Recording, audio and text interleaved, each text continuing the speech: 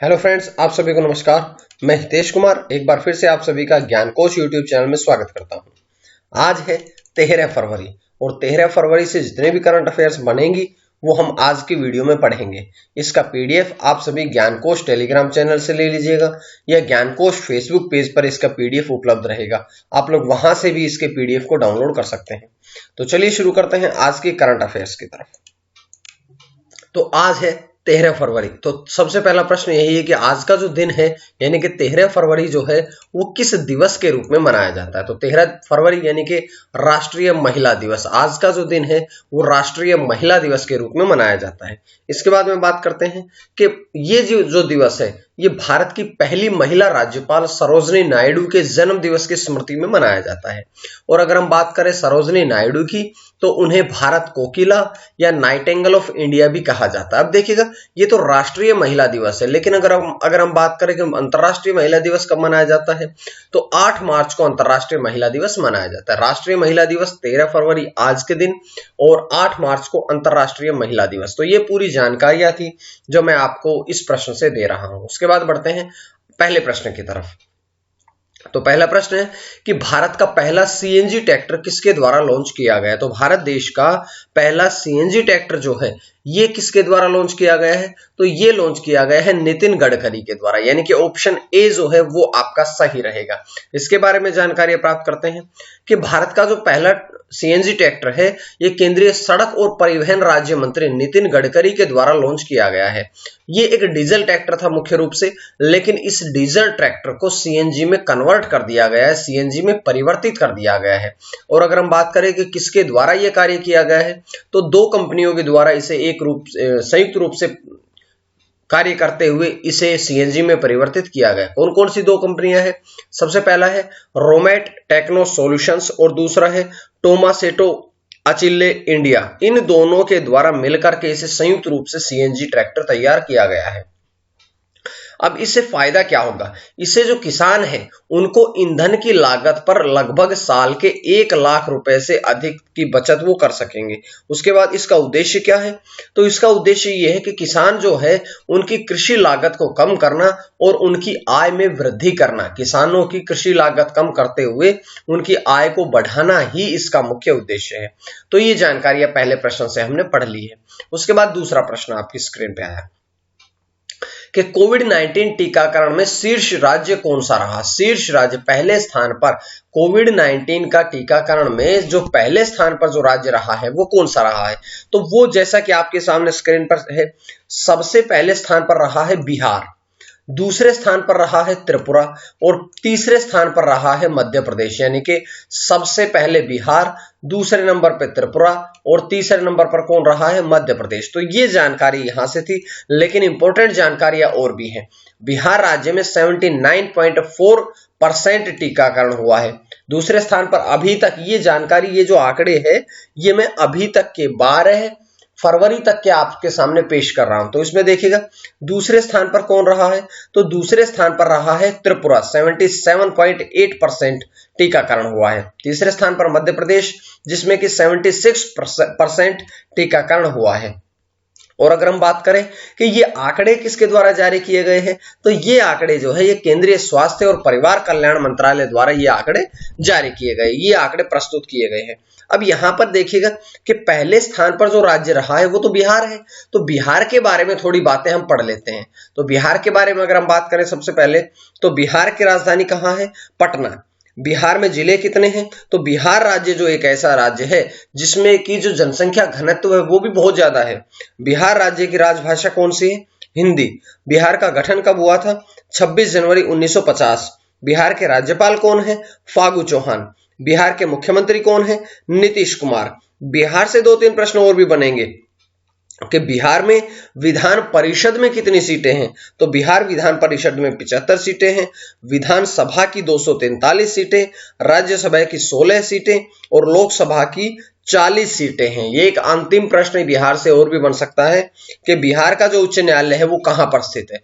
तो बिहार राज्य का उच्च न्यायालय जो है वो पटना में स्थित है, यानी कि राजधानी पटना में, बिहार की राजधानी पटना में स्थित है। तो उसके बाद ये जानकारी हमने यहां से पढ़ी, पूरी जानकारियां पढ़ी है। उसके बाद तीसरा प्रश्न आपकी स्क्रीन पे आता है कि किस राज्य में कोविड-19 परीक्षण के लिए मोबाइल प्रयोगशाला शुरू करी गई। मोबाइल प्रयोगशाला का मतलब यह है कि अब वैन के द्वारा भी लोगों का कोविड-19 का परीक्षण किया जाएगा। लेकिन ये परीक्षण करने के लिए कौन से राज्य ने शुरू किया है, तो यहां पर देखिएगा ऑप्शन बी पर लिखा है महाराष्ट्र, यानी कि ऑप्शन बी आपका सही रहेगा। महाराष्ट्र राज्य ने अब मोबाइल सेवाएं शुरू कर दी गई है कोविड-19 के परीक्षण के लिए।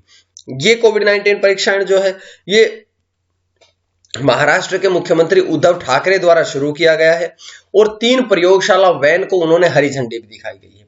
तो ये जो प्रयोगशाला वैन है ये दिन में 3000 से अधिक परीक्षण करने में सक्षम है, जो कि आपके रिपोर्ट मात्र 24 घंटे में प्रस्तुत कर सकती है। तो ये क्योंकि महाराष्ट्र राज्य में शुरू करा गया है तो महाराष्ट्र के बारे में बातें पढ़ते हैं थोड़ी। महाराष्ट्र का गठन कब हुआ था? 1 मई 1960 को, और इसी प्रकार से 1 मई को ही महाराष्ट्र दिवस भी मनाया जाता है। महाराष्ट्र की राजधानियां 2 है, सबसे पहले मुंबई और शीतकालीन यानी कि सर्दियों की राजधानी जो है वो है नागपुर। महाराष्ट्र में जिले कितने हैं? 36। महाराष्ट्र के राज्यपाल कौन है? भगत सिंह कोश्यारी। महाराष्ट्र के मुख्यमंत्री के बारे में पढ़ चुके हैं, शिवसेना प्रमुख उद्धव ठाकरे। लेकिन एक इंपॉर्टेंट प्रश्न ये आता है कि महाराष्ट्र के उप मुख्यमंत्री कौन है? तो अजित पवार। उसके बाद बढ़ते हैं हम अगले प्रश्न की तरफ। तो अगला प्रश्न आपकी स्क्रीन पे ये रहा, मैरीटाइम इंडिया सम्मेलन 2021 का आयोजन किया जा रहा है, तो इसका उद्घाटन कौन करेंगे? अभी इस सम्मेलन का जब आयोजन होगा तो इसका उद्घाटन किसके द्वारा किया जाएगा? तो इसका जो उद्घाटन है वो हमारे देश के प्रधानमंत्री श्री नरेंद्र मोदी द्वारा इसका उद्घाटन किया जाएगा। इसके बारे में जानकारियां पढ़ते हैं कि इसका उद्घाटन कब होगा। तो 2 से 4 मार्च तक इसका आयोजन होगा, जिसका उद्घाटन प्रधानमंत्री नरेंद्र मोदी करेंगे। इसका आयोजन पत्तन, पोत, परिवहन और राजमार्ग मंत्रालय द्वारा भारतीय वाणिज्य और उद्योग महासंघ के साथ मिलकर औद्योगिक साझेदारी के रूप में किया जाएगा। तो ये पूरी जानकारियां थी जो मैं आप लोगों के लिए यहां से लेके आया हूं। उसके बाद बढ़ते हैं अगले प्रश्न की तरफ। अगला प्रश्न आपकी स्क्रीन पे है कि किस राज्य ने ओलंपिक क्वालिफाई करने वाले खिलाड़ियों को 5 लाख रुपए की वित्तीय सहायता देने की घोषणा करी। अब ऐसा कौन सा राज्य है जिसने की 5 लाख रुपए, जो खिलाड़ी ओलंपिक के लिए क्वालिफाई करेगा उनके लिए 5 लाख की वित्तीय सहायता की घोषणा कर दी है? तो ऐसा राज्य बना है हरियाणा, यानी कि ऑप्शन ए जो है वो आपका सही रहेगा। ऑप्शन ए हरियाणा एक ऐसा राज्य है जिसमें सबसे ज्यादा खिलाड़ी भी खेलते हैं, सबसे ज्यादा पदक भी यहीं के खिलाड़ी लेके आते हैं और हर क्षेत्र में यहां से खिलाड़ी ओलंपिक के लिए क्वालिफाई भी करते हैं। जैसे बात करते हैं इसके बारे में कि हरियाणा सरकार ने यह घोषणा करी गई है और इस योजना को क्या नाम दिया गया है? तो इस योजना को तैयारी के पैसे, यानी कि ये जो वित्तीय सहायता मिलेगी इसके द्वारा खिलाड़ी अपनी तैयारियों को पुरजोर तरीके से कर सकेंगे और ओलंपिक में और जोरदार तरीके से पेश अपने आप को प्रस्तुत कर सकेंगे। उसके बाद बात करते हैं कि इसके साथ एक और भी योजना बनाई जा रही है कि जो व्यक्ति ओलंपिक में पदक लेके आता है उन्हें अब राज्य सरकार पदक के साथ साथ में उन्हें पुरस्कार देगी और पुरस्कार के साथ साथ में उन्हें सरकारी नौकरी में भी उन्हें छूट मिलेगी और छूट के साथ साथ में उन्हें सरकारी नौकरियां भी दी जाएगी। तो ये जानकारियां थी जो हमने यहां से पढ़ी है। लेकिन देखिएगा क्योंकि हरियाणा सरकार ने शुरू किया है तो हरियाणा सरकार के बारे में कुछ बातें पढ़ते हैं। हरियाणा राज्य की राजधानी कौन सी है? चंडीगढ़। और चंडीगढ़ से यह बात ध्यान रखिएगा कि हरियाणा और पंजाब दोनों राज्यों की राजधानी जो है वो चंडीगढ़ है। हरियाणा में जिले कितने हैं? 22। हरियाणा की राजभाषा कौन सी है? हिंदी। हरियाणा का गठन कब हुआ था? 1 नवंबर 1966 को पंजाब राज्य से अलग होकर के। हरियाणा के राज्यपाल कौन है? सत्यदेव नारायण आर्य। और हरियाणा के मुख्यमंत्री कौन है? मनोहर लाल खट्टर। हरियाणा में विधानसभा की सीटें 90 हैं, राज्यसभा की 5 और लोकसभा की 10 सीटें हैं। तो इस प्रकार से ये जानकारी मैं आप लोगों के लिए यहां से लेके आया हूं। उसके बाद बढ़ते हैं अगले प्रश्न की तरफ। तो अगला प्रश्न आपकी स्क्रीन पे आता है, बल्कि अगला प्रश्न नहीं क्योंकि 5 प्रश्न के बाद हम आज का प्रश्न पढ़ते हैं। तो आज का प्रश्न आपकी स्क्रीन पे है कि किस देश ने 12 फरवरी को चंद्र नव वर्ष के रूप में मनाया? चंद्र नव वर्ष के रूप में कौन से देश ने अब 12 फरवरी को मनाया? तो ये जवाब है। 4 ऑप्शन आप लोगों के पास है, आप लोग अपने जवाब जरूर दीजिएगा। उसके बाद बढ़ते हैं जो मैंने कल आपसे प्रश्न पूछा था। तो कल का प्रश्न आप सभी ने सही जवाब दिया है, जिसका जवाब ये है कि कल का जो प्रश्न पूछा था कि फेमिना मिस वर्ल्ड 2020 कौन बनी है? तो ऑप्शन ए आपका सही रहेगा। उसके साथ साथ एक बात और भी बता रहा हूं कि देखिएगा, जैसे कि मैंने पुस्तकें आप लोगों के पास भेजी थी, इन पुस्तकों में जो जैसे ही आपको मिली, आपने मिलने के पश्चात मैंने कहा था आप फोटो भेजिएगा। पहली पुस्तक जिसको डिलीवर करी गई है उसने फोटो भेज दी है। आप केवल फोटो की, केवल पुस्तक की फोटो ना भेजें, बल्कि अपने आप स्वयं को भी उस फोटो में शामिल कर सकते हैं, ताकि मैं सभी की फोटो को भी फेसबुक पर और सभी की फोटो को मैं यूट्यूब पर भी लाइव दिखाऊं आप लोगों को। तो ये जानकारी हमने यहां से पढ़ी। उसके बाद अगले प्रश्न की तरफ देखिएगा। छठा प्रश्न आपकी स्क्रीन पे आता है कि केरल के मुख्य सचिव कौन बने हैं। केरल राज्य के मुख्य सचिव कौन बने हैं? तो केरल के जो मुख्य सचिव बने हैं वो बने हैं अब वीपी जोय, यानी कि ऑप्शन ए जो है वो आपका यहां से सही रहेगा। वीपी जोय जो है वे केरल के नए मुख्य सचिव बने हैं। उन्होंने विश्वास मेहता जो कि ऑप्शन बी पर लिखे हैं उनका स्थान लिया है। तो ये जानकारी यहां से थी। अब बात करते हैं कि इससे पहले वीपी जोय की बात करें तो वे इससे पहले अतिरिक्त मुख्य सचिव के पद पर थे, जो कि अब केरल के मुख्य सचिव बने हैं। तो ये जानकारी हमने यहां से पढ़ी।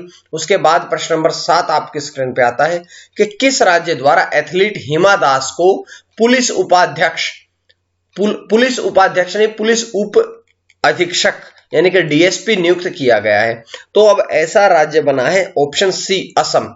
असम राज्य ने घोषणा करी है कि अब जो हिमा दास है, जो एथलीट हिमा दास है, उन्हें अब डीएसपी यानी कि पुलिस उपाधीक्षक के रूप में नियुक्त कर दिया गया है। उसके बाद बात करते हैं कि अगर हम हिमा दास के बारे में पढ़ें तो वे देश की गोल्डन गर्ल के नाम से जानी जाती है। देश की गोल्डन गर्ल के नाम से जानी जाती है, जिनका जन्म 9 जनवरी 2000 को हुआ था और वे धींग असम से संबंध रखती है, वहां पर उनका जन्म हुआ था। उसके बाद बात करते हैं कि उनकी माताजी और पिताजी का नाम, तो रंजीत दास और जोनाली दास, ये इनके माताजी और पिताजी का नाम है। अब बात करते हैं कि उनका पूरा नाम क्या है। उनका पूरा नाम है हिमा रणजीत दास। उसके बाद में उनका उपनाम क्या है? उनका उपनाम है ढींग एक्सप्रेस, क्योंकि ढींग क्षेत्र से वो संबंध रखती है, इसलिए उनका नाम भी, उनका उपनाम भी ढींग एक्सप्रेस है। उसके बाद कि उनके कोच का नाम अगर हम जाने तो उनके कोच का नाम है निपोन दास। इसके साथ साथ नवजीत मालकर और गलीना बुखारिन भी इनके कोच के रूप में जाने जाते हैं। तो ये जानकारी हमने यहां से पढ़ी। उसके बाद प्रश्न नंबर 8 आपकी स्क्रीन पे आता है कि राष्ट्रपति भवन का वार्षिक उद्यानोत्सव कब से शुरू हुआ है? तो राष्ट्रपति भवन का जो प्रति वर्ष मनाया जाता है उद्यानोत्सव, ये कब से शुरू हुआ है? तो ये शुरू हुआ है 12 फरवरी से। 12 फरवरी यानी कि ऑप्शन सी आपका यहां से सही रहेगा। इसके बाद में बढ़ते हैं इसके बारे में थोड़ी जानकारियों की तरफ। जैसे कि इसका उद्घाटन किसने किया है? तो इसका उद्घाटन किया है राष्ट्रपति रामनाथ कोविंद ने। राष्ट्रपति रामनाथ कोविंद ने इसका उद्घाटन किया है और आम जनता के लिए 13 फरवरी से 21 मार्च तक सुबह 10 बजे से लेकर के शाम के 5 बजे के बीच में जो मुगल गार्डन है, मुगल गार्डन यानी कि जिसमें ये उद्यान उत्सव आयोजित किया जाता है, ये मुगल गार्डन खुला रहेगा। इसके साथ साथ कि जो इस बगीचे को देखने के लिए अग्रिम ऑनलाइन बुकिंग करनी अनिवार्य रहेगी। तो ये जानकारियां मैंने आपको यहां से दी है। उसके बाद प्रश्न नंबर 9 की तरफ बढ़ते हैं कि किस देश ने राष्ट्रीय आपातकालीन आदेश को रद्द किया है? राष्ट्रीय आपातकालीन आदेश को किस राज्य ने रद्द कर दिया गया? तो ये यहां से ऑप्शन होगा डी ऑप्शन है, इनके अमेरिका। अमेरिका ऐसा राष्ट्र है, देश है जिसने कि राष्ट्रीय आपातकाल आदेश दिया था, यानी कि राष्ट्रीय आपातकाल की घोषणा नहीं हुई थी बल्कि आदेश को रद्द किया है। क्या बात है, पूरी बातें पढ़ते हैं कि इस आपातकालीन आदेश को रद्द किया है अमेरिकी राष्ट्रपति जो बिडेन ने। उसके बाद कि जो पूर्व राष्ट्रपति थे डोनाल्ड ट्रंप, इनकी मैक्सिको सीमा द्वार परियोजना को निधि देने के लिए यानी कि पैसे देने के लिए इस्तेमाल किए गए राष्ट्रीय आपातकालीन आदेश को उन्होंने रद्द कर दिया गया है। इसकी घोषणा पूर्व राष्ट्रपति डोनाल्ड ट्रंप ने 2019 में करी थी और इस परियोजना पर लगभग $25 मिलियन भी खर्च किए जा चुके हैं। तो ये जानकारियां हमने यहां से पढ़ी। उसके बाद आज का अंतिम प्रश्न है कि इंडिया टॉय फेयर, टॉय मतलब खिलौना मेला 2021 का आयोजन कब से कब तक होगा? तो इसका आयोजन 27 फरवरी से 2 मार्च यानी कि ऑप्शन ए जो है वो आपका यहां से सही रहेगा। इसके बारे में बात करते हैं कि यह पहल जो है वो भारत को खिलौना उद्योग के लिए वैश्विक केंद्र बनाने के प्रधानमंत्री के दृष्टिकोण के अनुरूप है। इसका उद्घाटन कब होगा? तो इसका उद्घाटन जो है किसके द्वारा? तो इसका उद्घाटन जो है वो केंद्रीय शिक्षा मंत्री रमेश पोखरियाल निशंक, केंद्रीय कपड़ा मंत्री स्मृति ईरानी और केंद्रीय वाणिज्य और उद्योग मंत्री पीयूष गोयल द्वारा संयुक्त रूप से किया गया है। तो ये जानकारी मैं आप लोगों के लिए यहां से लेके आया हूं। जिसके बाद बढ़ते हैं अगले अंतिम ये प्रश्न था आपका अंतिम आज का। उसके बाद आज की जानकारी इतनी ही। अगर आपको और भी करंट अफेयर्स देखनी है, और भी टॉपिक पढ़ने हैं, तो आप डिस्क्रिप्शन से जाकर के पढ़ लीजिएगा। आज के लिए इतना ही। मां सरस्वती की कृपा आप सभी पर बनी रहे। आप ज्ञानकोश यूट्यूब चैनल को जरूर सब्सक्राइब करें। आप सभी का बहुत बहुत धन्यवाद।